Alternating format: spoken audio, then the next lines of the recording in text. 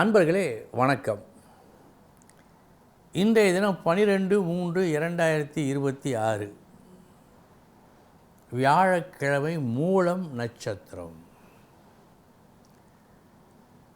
சிலர் உருவத்தில் சற்று குள்ள வடிவமாக இருப்பார்கள்.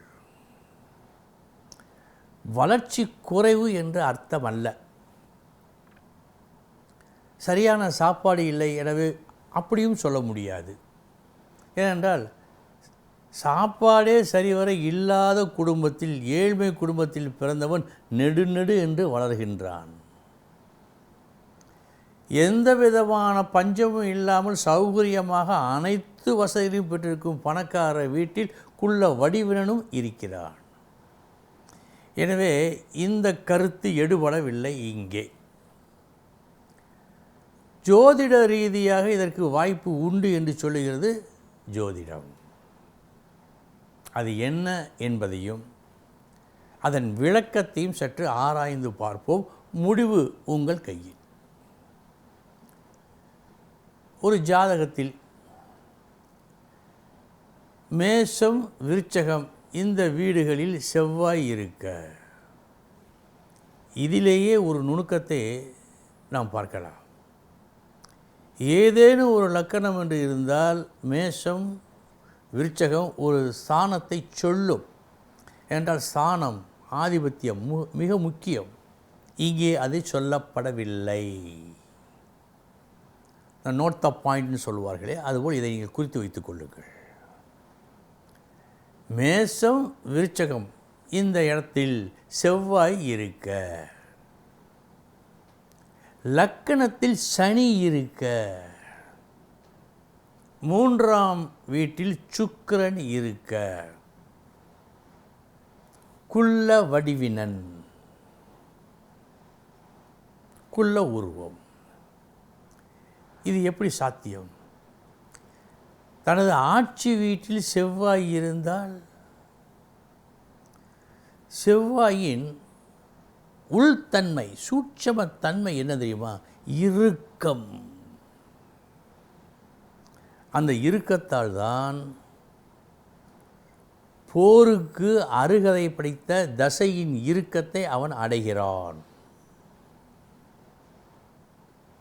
குள்ள வடிவனாக இருந்தாலும் வீராதி வீரனாக இருப்பதற்கு இதுதான் காரணம். கிரகங்களுக்கு உயரம் குறிப்பிட்டு சொல்லப்பட்டிருக்கிறது. அதில் செவ்வாய்க்கு குள்ளம்தான் காட்டுகிறது, உயரம் என்று சொல்லப்படவில்லை. அடுத்து லக்னத்தில் சனி. சனி யார்? மந்தன். மற்ற கிரகங்களெல்லாம் ஒரு முறை அந்த ராசி கட்டத்தை சுற்றுவதற்கு எடுத்துக்கொள்ளும் ஆண்டுகளை விட சனி அதிக ஆண்டுகள் எடுப்பான். 30 வருடம் எடுப்பான். அவனுக்கு பேரே மந்தன். இது ஒரு காரணம். மூன்றாம் இடத்தில் சுக்கிரன். இந்த மூன்றாம் இடம் என்பது சாஸ்திரத்தில் சொல்லப்பட்ட ஒரு விதி, வஜ்ர தேகம். மூன்றாம் இடத்தில் சுக்கிரன் இருந்தால் வஜ்ர தேகம் உண்டு என்று ஒரு நூல் சொல்லுகிறது. ஆக அந்த உடல் உறுதிக்கு மூன்றாம் இடம். அதில் சுக்கிரன் இருந்தால், சுக்கிரனுக்கு ஸ்தான பலத்தில் 4ஆம் இடம்தான், சந்திரனுக்கும் சுக்கிரனுக்கும். அந்த இடத்திற்கு இது மறைவு ஸ்தானம்.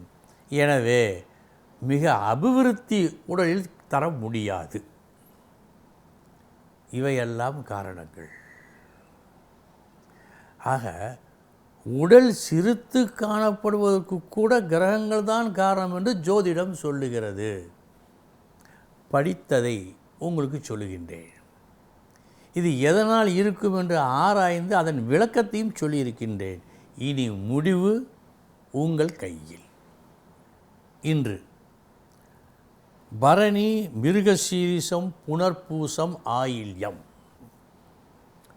பூரம், உத்திரம், சித்திரை, விசாகம்,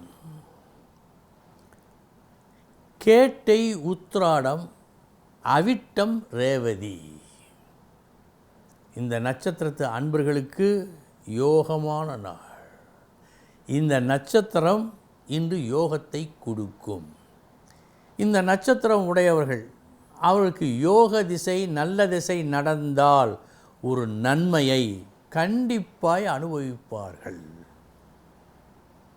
இனி 12 ராசிகளுக்கு உண்டான பலன்களை பார்ப்போம்.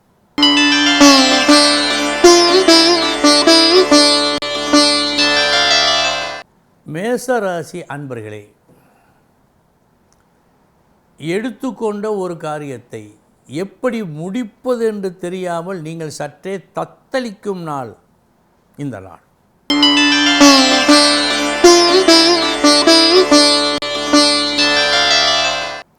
ரிஷபராசி அன்பர்களே, வேறு வழியின்றி இந்த புது வழியைத்தான் கையாள வேண்டும் என்று அரைகுறை மனதோடு நீங்கள் கையாண்டு அதில் மாபெரும் வெற்றியை காணும் நாள் இந்த நாள். காரியம் முடிந்த பின் நீங்கள் அடையும் சந்தோஷத்திற்கு அளவே இருக்காது.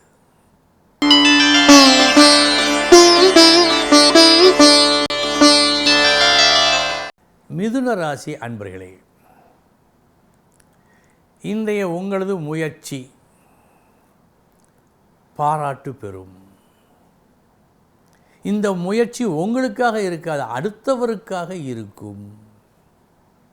அதில் வெற்றியும் கிடைக்கும். நல்ல நாள்.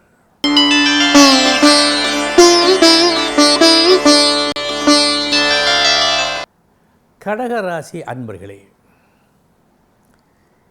இன்றைய தினம் தேவையற்ற வீண் செலவுகள் வேறு வழியே இல்லை, நடந்து கொண்டு தான் இருக்கும்.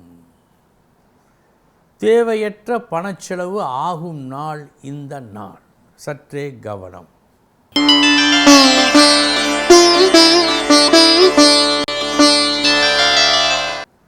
சிம்மராசி அன்பர்களே, இனி நாம் இப்படித்தான் நடந்து கொள்ள வேண்டும் என்ற முடிவையும் எப்படி நடந்து கொள்ள வேண்டும் என்பதில் ஒரு ஒருமித்த கருத்தும் ஏற்படும் நாள்.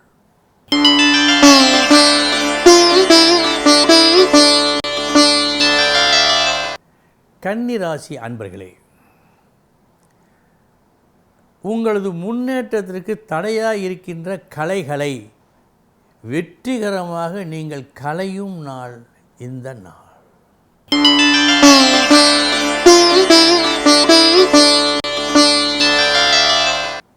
துலாம் ராசி அன்பர்களே, இன்றைய உங்களது கடும் முயற்சி நீங்களே எதிர்பாரா பணத்தை வரவழைத்து கொடுக்கும்.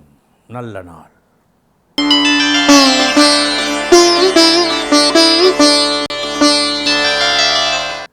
விருச்சிக ராசி அன்பர்களே, எதை செய்கிறேன் என்று சொன்னீர்களோ அதை நீங்கள் செய்து முடிக்கும் நாள் இந்த நாள். சொன்ன சொல்லை காப்பாற்றுவீர்கள்.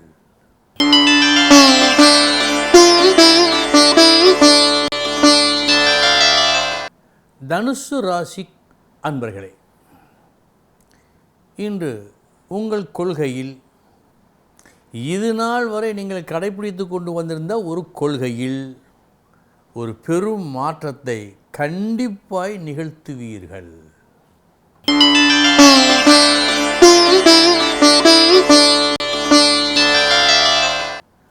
மகர ராசி அன்பர்களே, சூழ்நிலைக்கு ஒப்ப இந்த காலத்திற்கு ஏற்ப உங்களை நீங்கள் மாற்றிக்கொள்ளும் நாள் இந்த நாள், நன்மையை கருதி.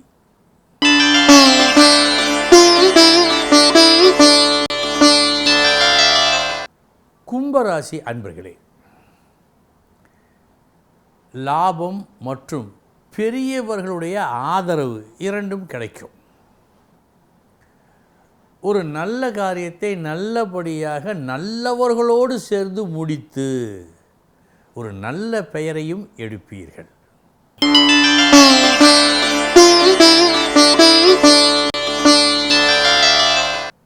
மீனராசி அன்பர்களே, எடுத்த காரியத்தில் வெற்றி உண்டு. ஆயின் அந்த வெற்றியை அடைவதற்கு மிகவும் கஷ்டப்பட வேண்டியதும் இருக்கும்.